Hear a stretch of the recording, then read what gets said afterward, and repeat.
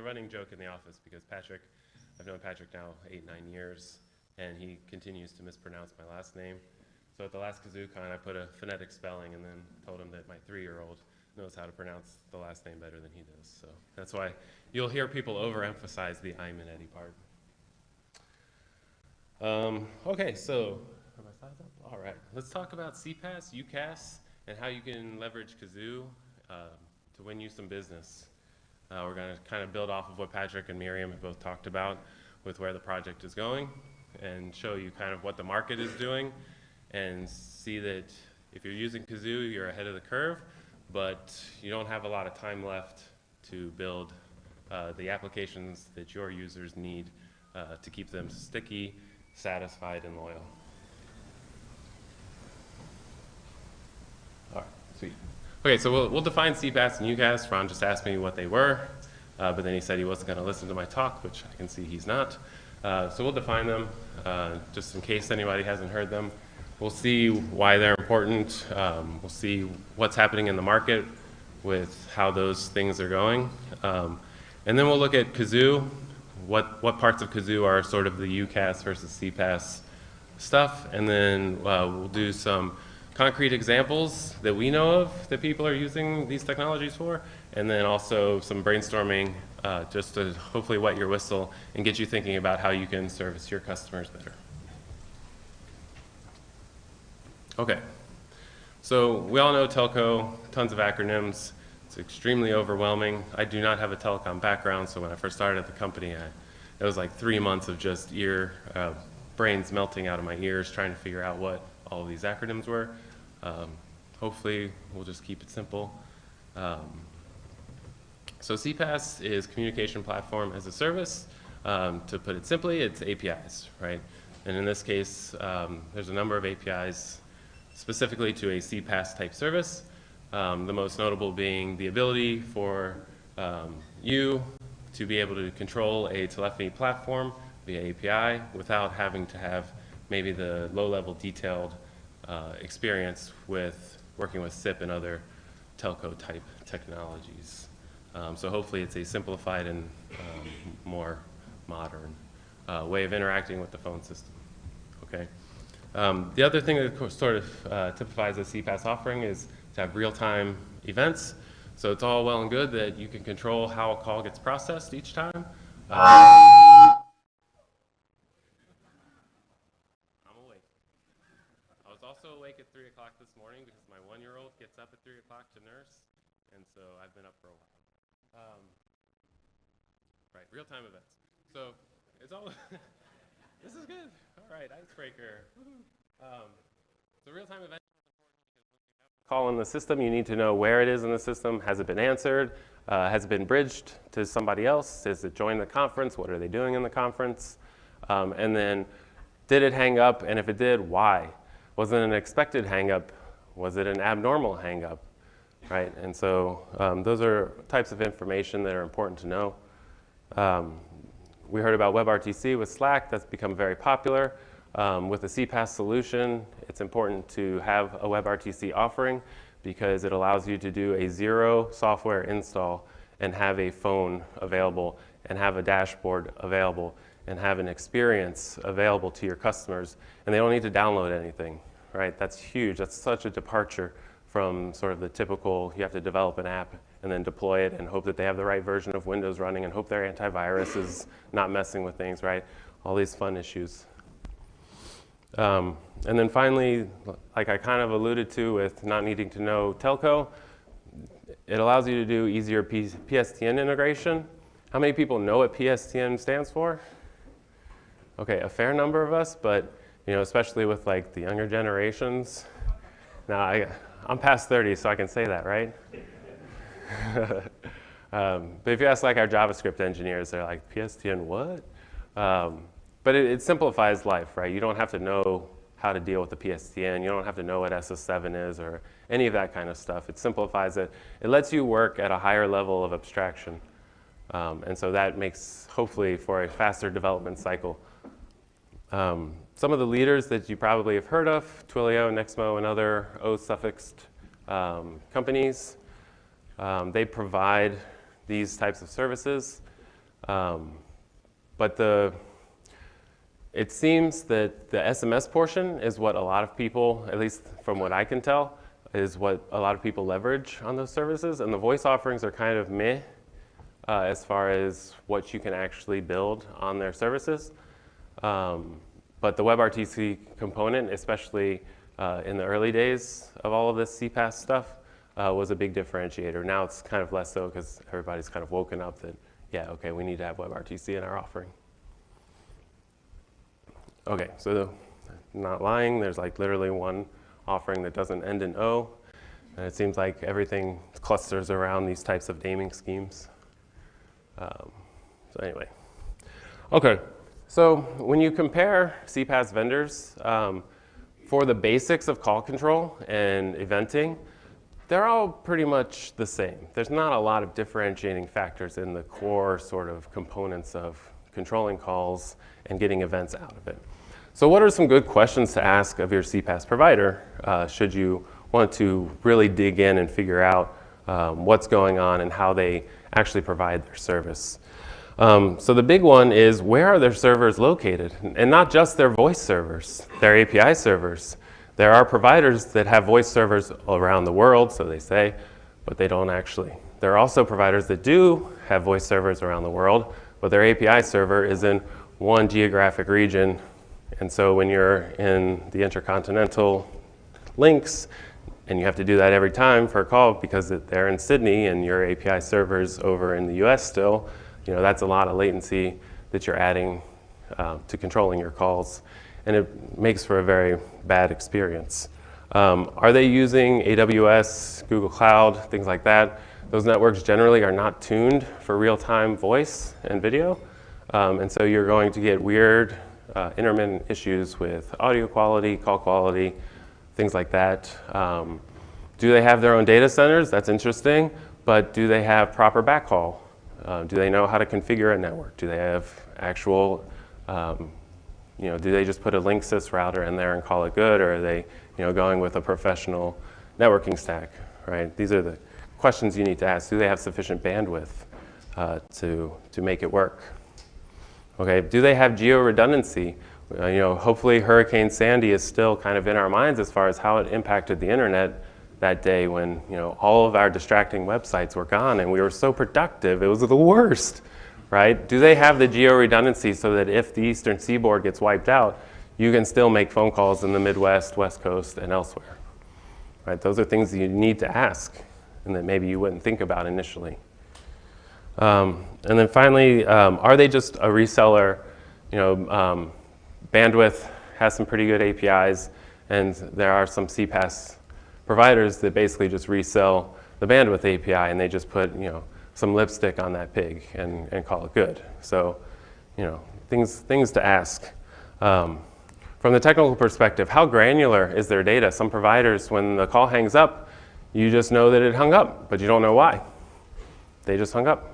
What happened? And then you have to get support tickets to realize that, hey, the call hung up on me, I didn't mean to. And then you don't know why. And then you contact support and they're like, oh, it just hung up. And these are real cases that we, with some of the CPaaS providers, that we, as customers come to us saying, hey, can you do this instead? These are some of their complaints, is that they have no insight into why things failed. They don't get the mandatory IE missing errors that tell them that maybe firewall's misconfigured or things like that, so they can be more proactive in support. So you have to ask, am I going to get granular data so that I can make intelligent decisions? Some other good questions to ask is, what is support like? Are they knowledgeable? Do they get me connected to the right resources in a timely fashion? And you can't know that until you actually start to use them. But it's important things to ask up front and be aware of. How do you control costs as you grow? Twilio in particular claims that they have tons of developers.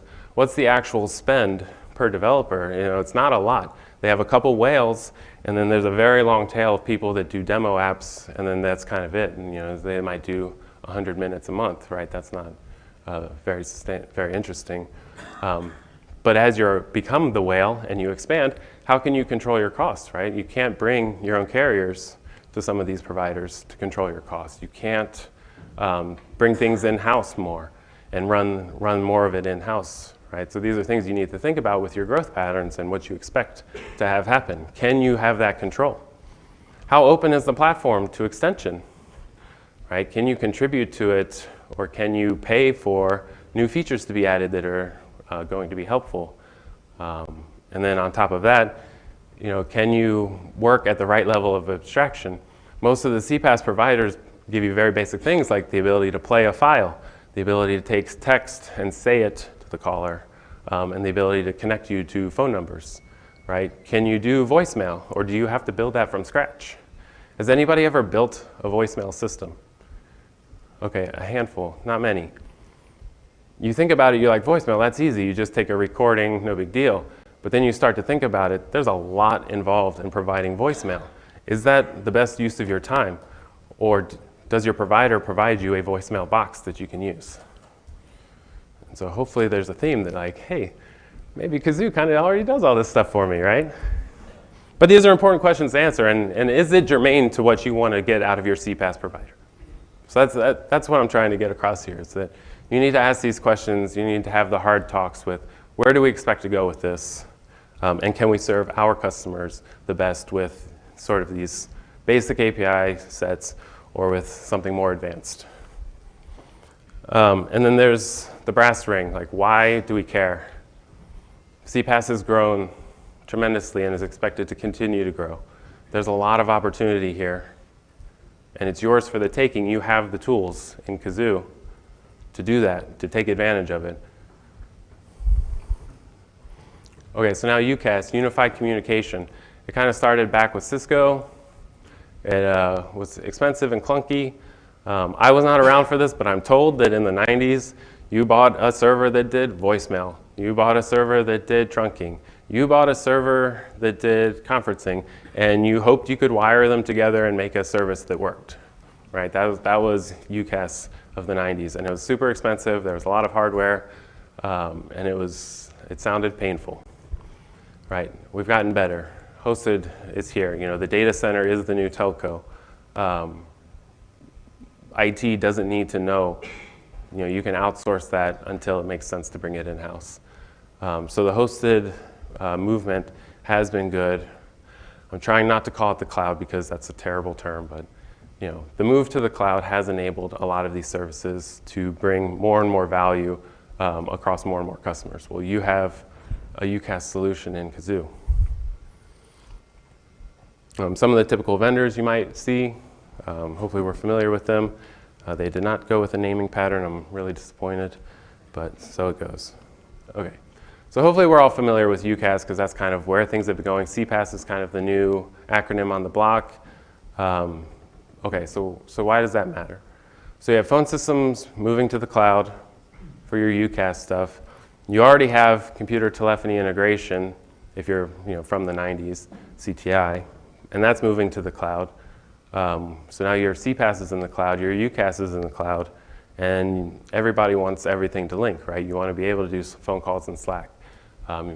We built an integration with Slack at one point for fun, where when you received a fax, it got put into your Slack channel, and then you could put that in your support, and they can all download the fax. Things like that. Those are interesting things for people that still have to do fax, and we lament that. But it served the customer's needs. So CPaaS is fancy telephone routing that you control. UCaaS is now cloud communication systems, and everybody wants everything under one roof these days. Okay? And this is not me or us at 2600 Hertz projecting this out into the world. This is happening right now, and Patrick cannibalized my slides, but it's the same thing. You have all these CPaaS vendors being purchased in the last couple of years by these big UCaaS players, with Twilio being the obvious exception with the IPO. So they've caught on. They know they need to do this. They're trying to buy their way into it. As we know, the bigger the company, the more dysfunctional it is. So you have some time, but they're coming, right? And they have the brand recognition. So with KAZOO, you already have the CPaaS. You have Pivot, webhooks, WebSockets, right? And some people have been leveraging them. And then for the UCaaS portion, you have Smart PBX and Voicemail Manager, Fax Manager, Carrier App, all that kind of stuff. Okay? The tooling is there. It's been there for a while. Like Miriam said, it's really hard to sort of educate that all of this amazing stuff is here under one roof because it's so broad and so many people are focused on so many specific niches that they don't care until they do. And we're seeing this over and over where customers start as a sort of UCaaS and then they're like, hey, my customer X wants to do this custom thing. Do you guys, like, what can we do? And we're like, oh, you just use Pivot to do that and you can do whatever you want. And they're like,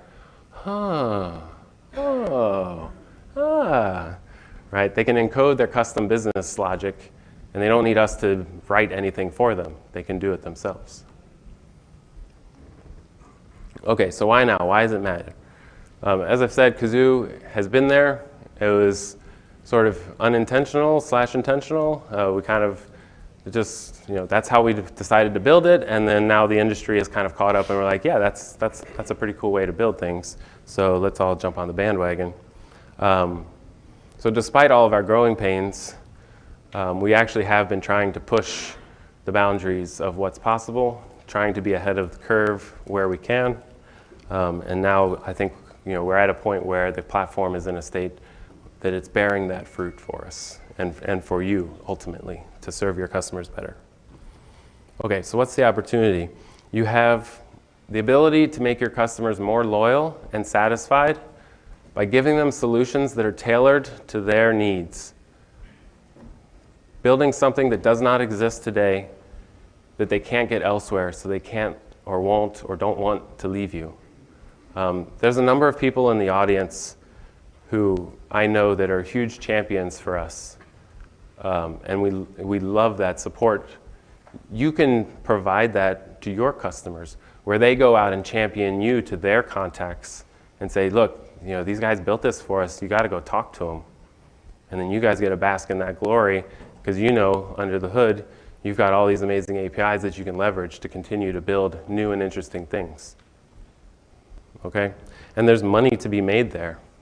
And we'll look at some concrete dollars from some of our customers. So this isn't futile, speculative, we hope you make money. This is a known thing. Okay? So how to use the CPaaS UCaaS stuff, right? We'll look at some ideas. Focus on business efficiencies. Where do people have pain in their workflows? Where does sales have trouble connecting with customers or recalling how they've discussed what they've discussed in the past with customers? Screen pops and stuff. Is it back? Carl. This is actually good. We can just wait until everything's settled and this will. It is not fault tolerant. Well, Patrick's still working on cloning Carl, so we may have that figured out. Okay, are we back? Okay. So those are sort of like broad ideas, but this requires you to go and talk to your customers. You can't just sit back on your laurels and hope that they come and tell you what's painful. And we've learned this in our experience, where if we just sit back and wait, all of a sudden people are like, hey, we're leaving you. We're like, but why? Things were so good. And they're like, oh, you didn't reach out to us and talk to us. Like, you need to be proactive with your customers. Let them know you care. Let them know that you do want to solve their problems, because ultimately you do, I think, right? I hope so. So one of the examples, when you call your Allstate agent, if you're with them, I am not affiliated. I do not own stock, so this is just an example. They always know who you are, and they know that your kid's birthday is coming up, or that you just got a job promotion, and they're sure to mention it the next time you call in. How do they do it? Well, they track everything that they talk about with you in their CRM, and then when you call in, they get a screen pop that says, here's the history with this customer. Be sure to mention an upcoming birthday or a spouse's celebration that they talked about last time, right? You can build these services for your customers so that they can track these things and provide better service themselves. Zoom Info, apparently, Darren was telling me about this, has a ton of information that you can access. So that, if somebody calls in, you can get where they are in the organization, how long they've been there. Are they worth your time talking to? We had somebody that was new call in for a support thing, and they were very demanding, and Darren was able to see that they were relatively new, and maybe they were doing a little peacocking and trying to feel important. And Darren was able to offload them and sort of figure out that this wasn't worth the time, given the noise that this individual was making. There are lots of these sorts of data resources that you can leverage to give your customers more information about, is this a call I should be taking? Can I delegate this to the lower chain and wait until a decision maker is on the phone for me to talk to? Okay. Something that we're working on is with our support system, with Zendesk and whatnot. We have labor is a very big cost center for us, and so we're trying to figure out how to minimize that. So one of the things we do is we check and see, do you have a support contract when you call in? If you don't, let's route you to sales. Is your account current? If it's not, if the credit card has been declined or is no longer valid, let's send you to billing, right? So you don't actually get to support until we know that you are a verified support client. And so now our support team is not having to figure out, do you have a support contract, right? There's none of this impedance to getting you the support you need. Okay. So I talked a little bit about Kazoo's real-time functionality. Pivot is sort of the Twilio-esque, we'll send you an HTTP request when a call comes in, and then you respond with the call flow that you would like to be executed against the call. You can chain additional pivot requests at the end so that you can continue to have an interactive experience with your customer. But this allows you to hook up to data sources that Kazoo won't have access to. So if you're on our shared platform, right, you're going to have a customer database that you obviously do not want to share with a broader Kazoo install. You can access that now on the pivot side so that when the call comes in, you can make decisions about how to route the call. Okay? You can have other APIs like talking to the weather. If it's going to rain, you send a reminder, hey, you should probably bring an umbrella. Right? Things like that. Once the call is established, we have a channels API, so now you can manipulate the call that's active. So some people put the caller on hold with some hold music, and then their app on the other side is trying to figure out what they're going to do with this call. Maybe they're finding an agent to route it to, and then they send an API command to put them into a conference bridge with an agent. Right? And so you can do these things asynchronously out of band, and then just tell us what you want to do. So you can do things like transfer, you can hang up the call. You can also repivot the call flow and give it a whole new JSON structure for it to process. And then you have the real-time eventing with our app called Black Hole. So now you have the ability to affect a call through the API and then receive events telling you that, yes, indeed, you are progressing with the new instructions. And then one of the newer features that's been developed for one of our customers is the ability to dial out and immediately put them into a conference. And so that's kind of a nice new API that's been sponsored. And then on top of that, like we talked about with the WebRTC, you can just give your agents a phone in the browser. There's no software to install. You just train them, point them to a web page, and now you have complete control over their experience, how they can dial, what they can dial, how they receive phone calls, things like that. All right, so now we're going to talk a little bit more in the abstract, a little more brainstorming.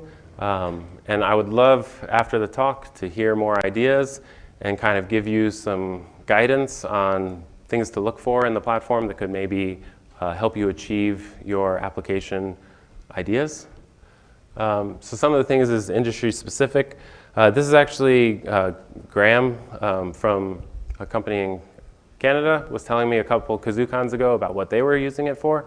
They had a real estate broker who you could call in and start typing in an address, and then they would tell you if it was listed, and then you could schedule a viewing. Right? So you could go in, put the address that you were interested in via DTMF, and they would tell you if it was still listed and connect you to a realtor to go see it. Another one that they did was with an insurance, pet insurance, which is a thing.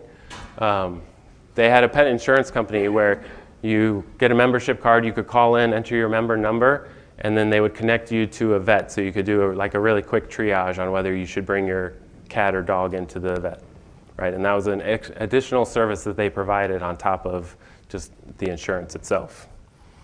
Another one with a buddy of mine, they do a lot of commercial kitchen hardware. And so they have a lot of labor costs with sending techs out to figure out if the fryer is not working properly, things like that. We were able to integrate with the hardware unit so that they can see the status of things, and they can call to the employee on site and say, hey, can you try doing this, that, the other thing? Okay, it's not working. Okay, now we can send a tech out. And so they are able to dramatically reduce the costs of their support labor because they don't need to send a maintenance worker out to verify whether something is actually broken or not. They can instruct the customer on how to tell whether things work or not, and then they can dispatch a tech only when it's necessary. So that's super nice for them. Some fun things, I think, is building bots. That's all the rage these days. I think Slack has quite the bot empire going. Can you talk somebody through troubleshooting using a bot? So now you don't even need a human on the phone. Can you have a concierge service where people can call in and say, hey, I'd love to get movie tickets, and then you can hit an API that you have that looks up movie tickets because you, or you can connect them to a theater near them, right? These are some ideas. Can you do therapy? So in Emacs, there's a psychoanalyst mode where you can talk to a bot in Emacs and they will psychoanalyze you, and it's hilarious. Could you build that into a phone service? It'd be pretty nice to be able to call up and talk to somebody that cares. And it's you know, I don't know. That could be fun. It could be a cost savings. Another idea is this concept of omni-channels, right? You're seeing more and more in contact centers. People want to follow the Twitter. You know, if somebody tweets at you and then calls into the support agent and then maybe hits you up on Facebook or is in your public Slack channel, you know, can you correlate all of these different communication mechanisms into one sort of feed for that customer? But it goes beyond these sort of public-facing ones. You know, a lot of people are running enterprise versions of these chat systems. Can you plug into that so now you have not only the public side but also these private chat systems? Can you connect it all into one, you know, timeline of interaction and build on that? And then one I think is still interesting is IVR analytics. Can you tell somebody how people are navigating their menu? Is it confusing? Are they having to listen to the same prompt a couple times because they're not quite getting it? You know, can you fine-tune how your IVR is structured so that people can get where they need to go sooner and faster? Can they collect more data up front so that your agents are ready to go to help them?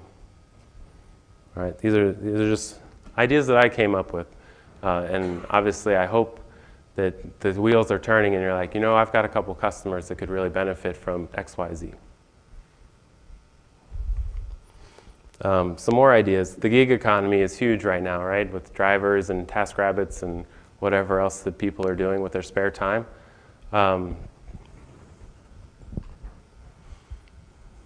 Jay, I see you messing with things. Okay. So there's a lot of safety issues, right? You don't want to give out your personal number, but you want to be able to talk to your customer that you need to pick up or that you are doing some task for. You can offer a service where you dial out to the provider of the service and the consumer of the service, and they never need to know each other's numbers, right? And so now you can bring your personal cell phone to work, do work things, and then it's still safe. Nobody's going to be able to call you up and say, hey, you gave me terrible service, I hate you, I'm stalking you now, right? You can provide that protection. You can provide that separation of work versus personal, and now you don't need to carry around 2 or 3 phones. Or you can just use 2600 hertz mobile and be able to do that too, but that's another story. Ad hoc conferencing, e-learning, I think is a really interesting play. We have the ability with FreeSwitch to relate people in a conference so that they can talk to each other.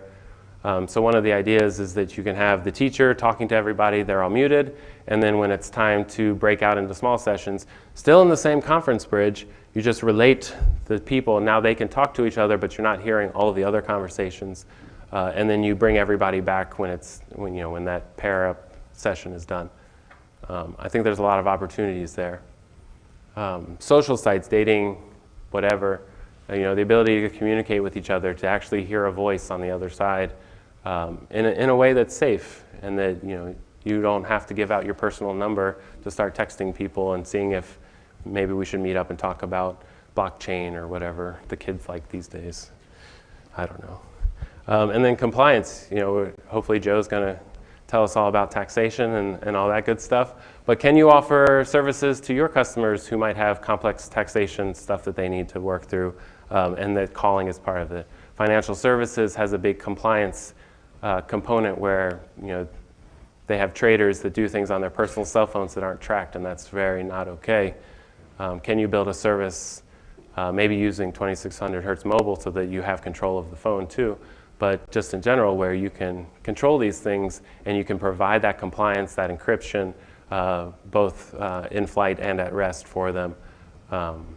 If you're doing anything in Europe, obviously you're going to need to know what's going on there with the GDPR stuff. Are you able to store data in the particular area of Europe and not have it proliferate out into other places and get dinged on that, right? So there's a lot of opportunities here to take these complex, boring topics and make it easy for your customers to be in compliance.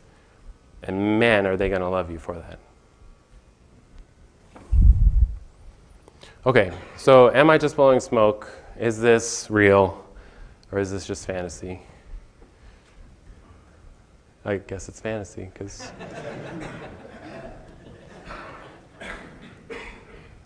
Carl, I was telling you, gold-plated. We should have done it. I can hear the difference.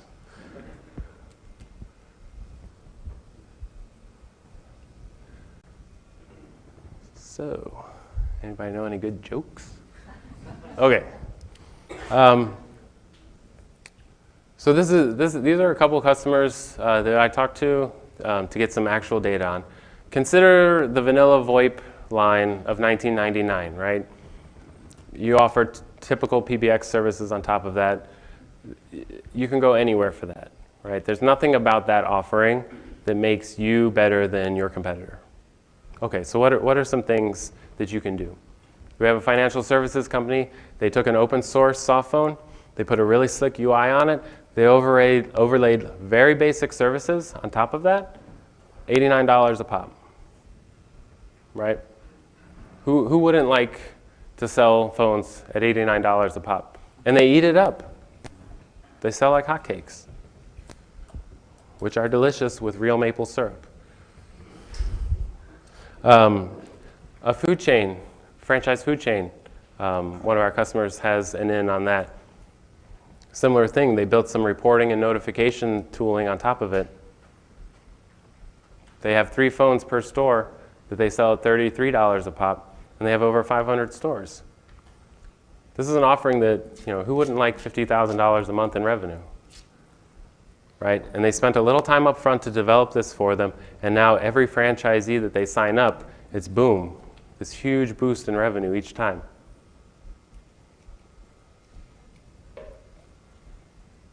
But they sat down and they talked to their customer and said, what can we do for you?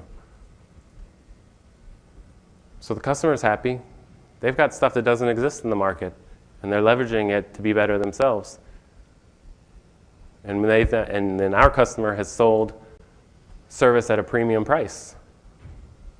And the customer can't leave them easily, nor would they want to, because they're satisfied, because you listened to them, and you executed for them, and they're happy.